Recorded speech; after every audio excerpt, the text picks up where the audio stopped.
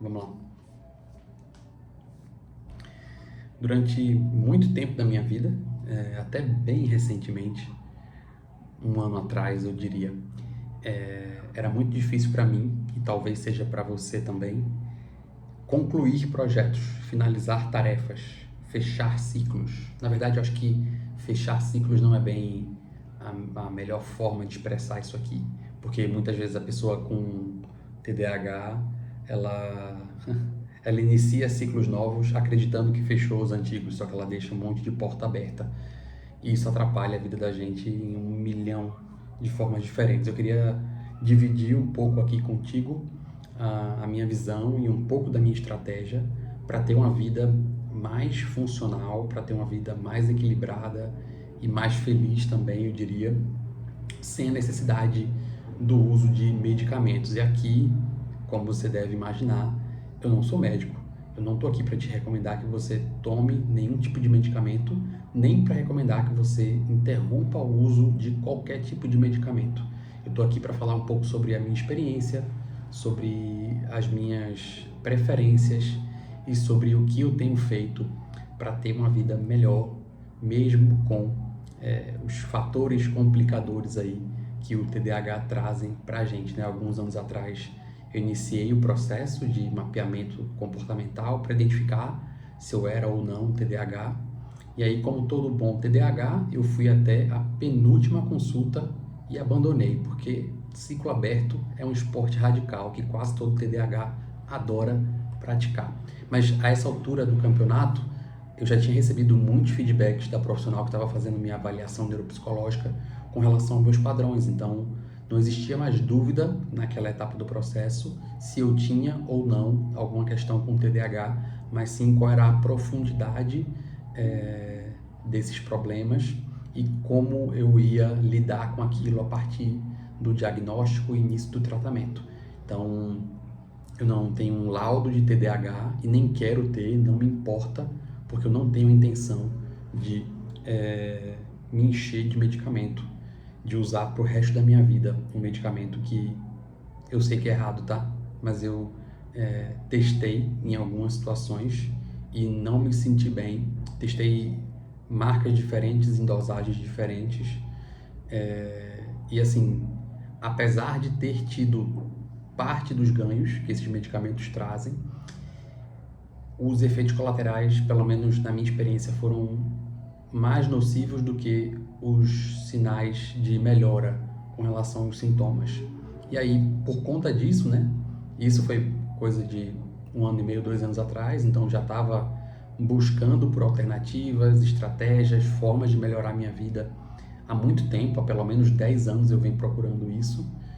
Tive algumas iniciativas no passado que trouxeram algum resultado, mas eu não consegui ter consistência em manter essas estratégias ao longo do tempo, o que é normal para um TDAH. Manter rotina durante longos períodos de tempo exige um pouco mais de gasto energético e eu não tive esse foco necessário para conseguir me organizar.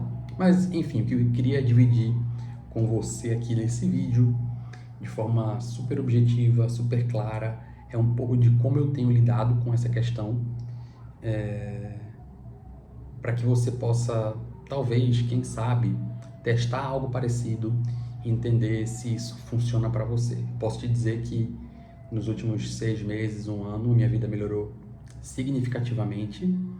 Isso não quer dizer que eu não tenho mais sintomas ou que eu não tenho mais problemas referentes ao TDAH, mas que eu consigo observar o problema vindo lá de longe e consigo criar estratégias para mitigar o problema e para que isso não atrapalhe tanto o meu dia a dia, seja com os meus filhos, seja estudando, seja trabalhando, enfim.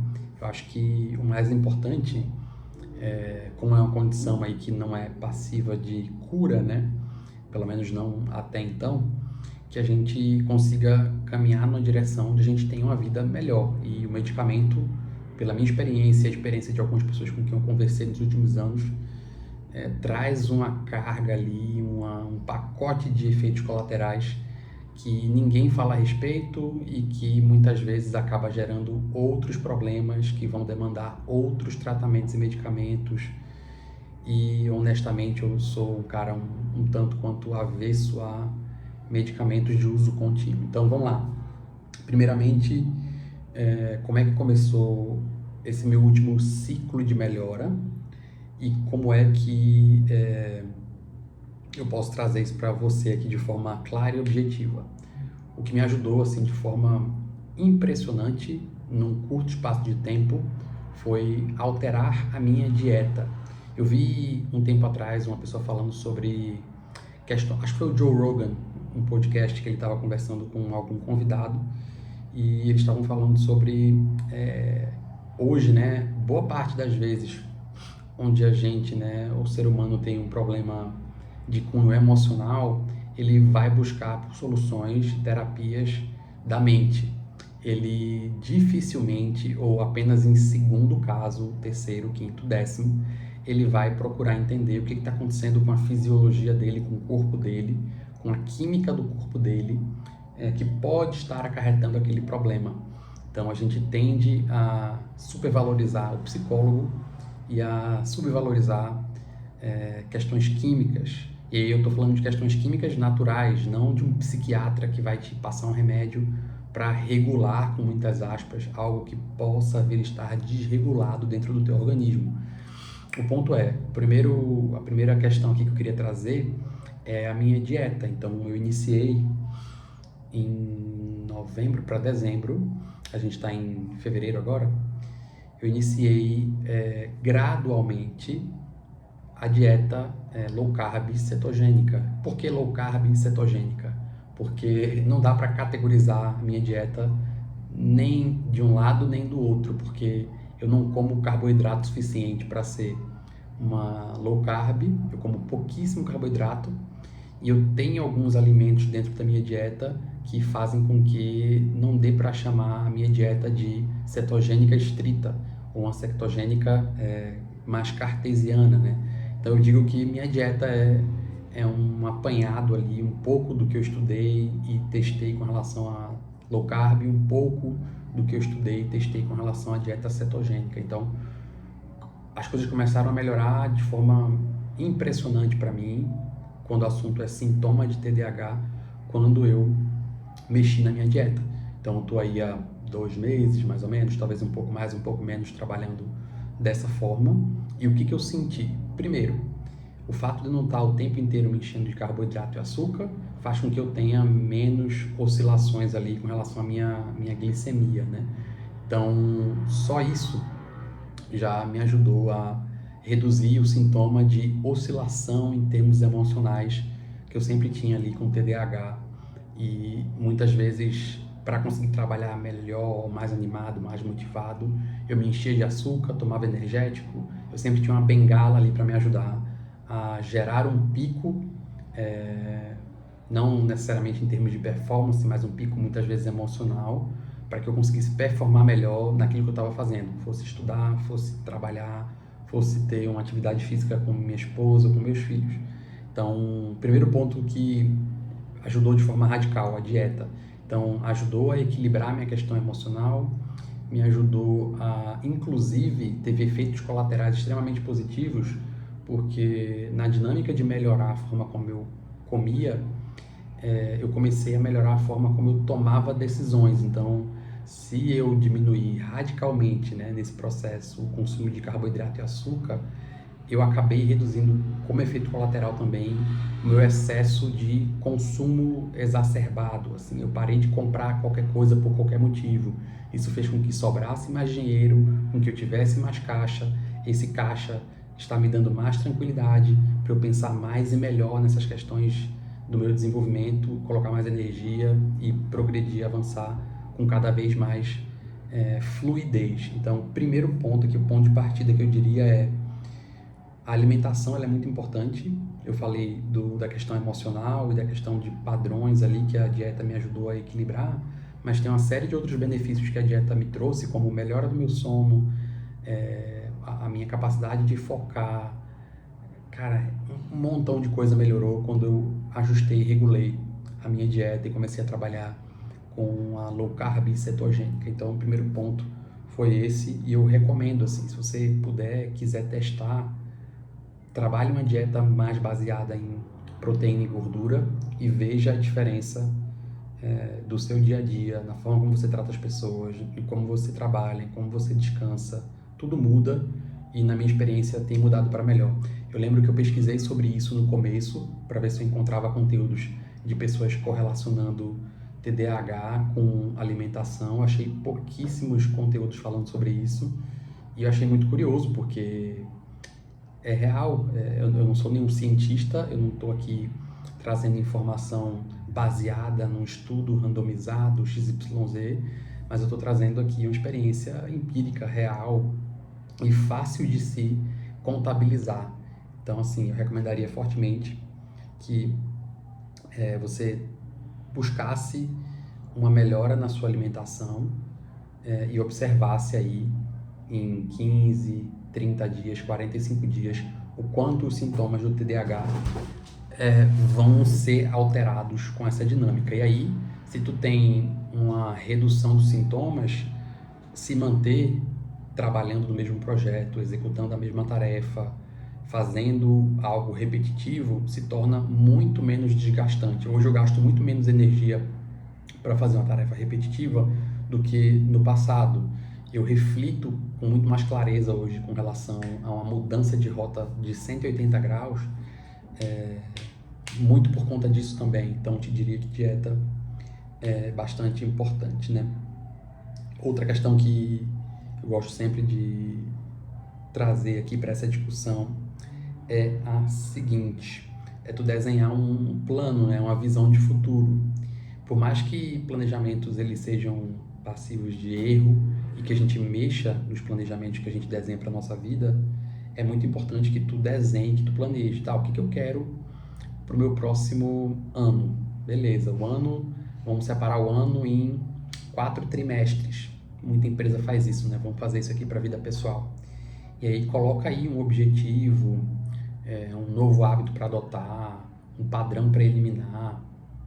Traz coisas que sejam benéficas para ti, ou que eventualmente sejam um sonho que tu quer realizar, mas dentro de um prazo mais curto. Por quê? Porque geralmente TDAH ele vai tender a ter um tempo de foco e dedicação exclusiva a um assunto. Então, ao invés de pensar numa grande meta para um ano, pensa em metas menores e trabalha essas metas por trimestre. Então, isso já vai te ajudar. Somado com o ajuste da dieta, isso vai te ajudar. E aí, por último, combinado com o teu novo plano, e aí eu te diria que é uma ferramenta do teu plano, é tu separar duas áreas, né, duas dinâmicas que tu vai ter que trabalhar. A primeira é a dinâmica de hábitos fixos e a segunda é a de hábitos ou interesses modulares. Como é que isso funciona? O que são os hábitos fixos, né?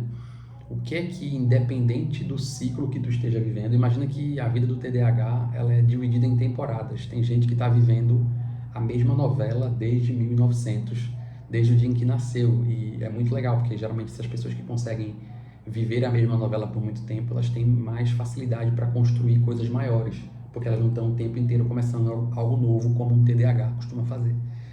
Mas vamos trabalhar com a realidade aqui. O TDAH vai tender a mudar de interesse em ciclos, né? Seja de 1 mês, 30 dias, 90 dias. Eu geralmente trabalho e opero num ciclo de 90 dias. Então, eu tenho muita vontade de aprender sobre algo durante 2, 3 meses e depois eu perco completamente o interesse em aprender sobre aquilo, estudar, em ler sobre aquilo. Um tema ou outro permanecem. Por exemplo, tem um tema que me interessa muito, que é a questão dos muçulmanos saindo ali da região, né, do Irã, do Egito, e se movendo em direção à Europa, aos Estados Unidos e à América do Sul. Então, o processo migratório dos muçulmanos e as mudanças culturais que isso gera, né, dentro da nossa sociedade. Então, é um tema que eu tenho muito interesse, e eu já tenho interesse nesse tema e pesquiso sobre ele, leio sobre ele, assisto aulas sobre ele há 3, 5, 7 anos, sei lá. mas bons anos que eu faço isso. Mas isso não é tão comum. Geralmente eu vou ter assuntos de interesse e eles vão mudando com uma certa velocidade e, assim, ó, para sempre e sempre. Eu não vou estar engessado no mesmo assunto quase que nunca. Eu diria que eu tenho 2 ou 3 assuntos mais fixos e todos os outros oscilam e estão o tempo inteiro. Às vezes eles voltam, né?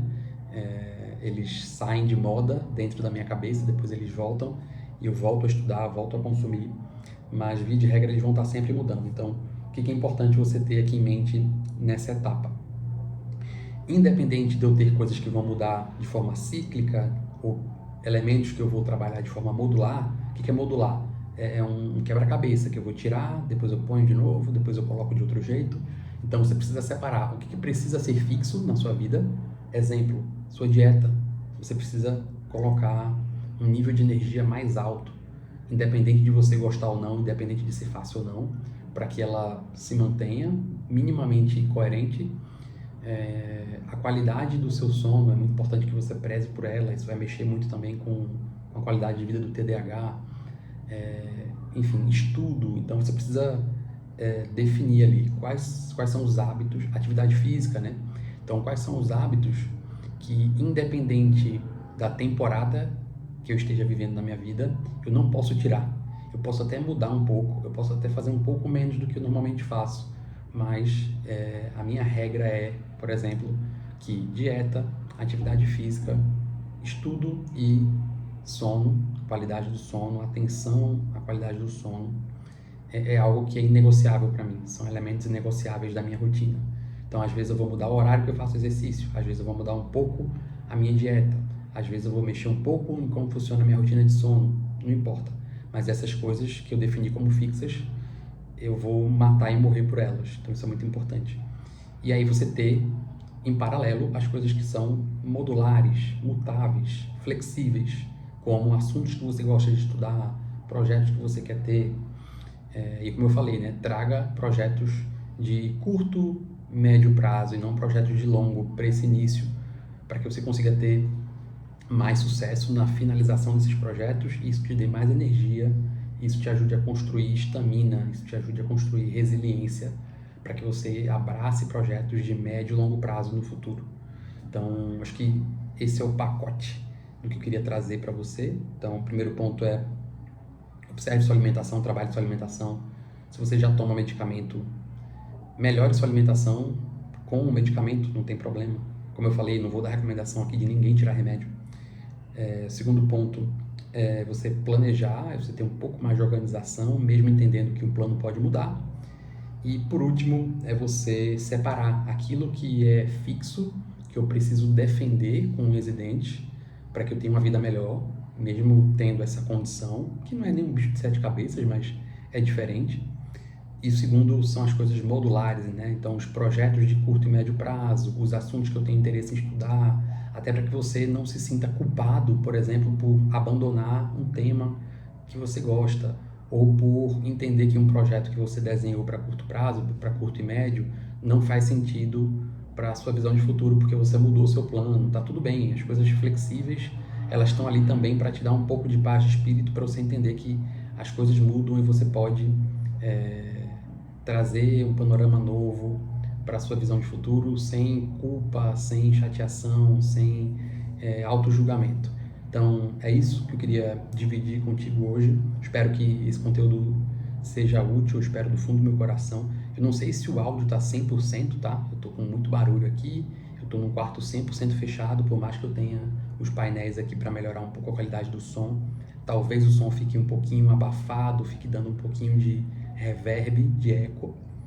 Mas, assim, eu espero do fundo do meu coração que essas recomendações te alcancem, você teste isso aqui e que você melhore a qualidade da sua vida, porque durante muitos anos eu procurei alternativas para trabalhar a questão do TDAH sem necessariamente ter que me medicar, e em um determinado momento da minha vida eu acreditei que não era possível e eu larguei tudo, e foi a pior fase da minha vida, porque comecei a consumir e comer da pior forma, eu comecei a me cuidar da pior forma ou não me cuidar.